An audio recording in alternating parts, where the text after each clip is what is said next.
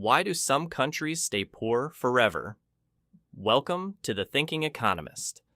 It's a question that has puzzled economists, governments, and ordinary people for decades. Around the world, many countries have launched development plans, received international support, and invested in their future. Yet despite all these efforts, millions of people continue to live in poverty. So what is stopping these countries from becoming richer? At first glance, the answer might seem simple. They just need more money. But the reality is often much more complicated. Imagine a family that earns very little income. Because they earn so little, they cannot afford good education, better equipment, or new opportunities. Without those things, it becomes harder to increase their income in the future. As a result, they remain stuck in the same situation. Now imagine this happening across an entire country. Economists call this a poverty trap. When income is low, investment stays low.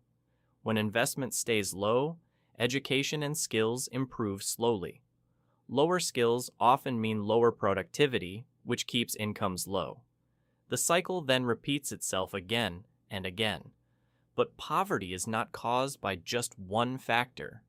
In some countries, businesses struggle to grow because the political environment is unstable. In others, weak institutions make it difficult for companies to invest with confidence. Sometimes industries fail to develop, leaving too few opportunities for people to find productive work. When these problems exist for many years, economic progress becomes much harder.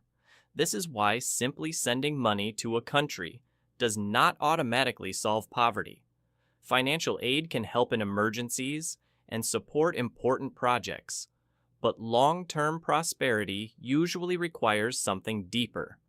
Countries need systems that encourage education, investment, innovation, and productive businesses. In other words, lasting growth must come from within the economy itself. The structure of a country's economy often matters more than short-term injections of money. The good news is that poverty is not permanent. History shows that countries can transform themselves over time.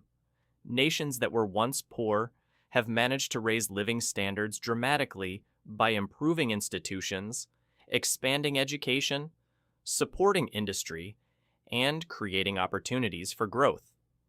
The lesson is simple. When the underlying system improves, economic growth often follows. And that is why some countries stay poor for so long. Not because change is impossible, but because changing the system is one of the hardest challenges any country can face. Thanks for watching. Please like, share, and subscribe for more videos from the Thinking Economist.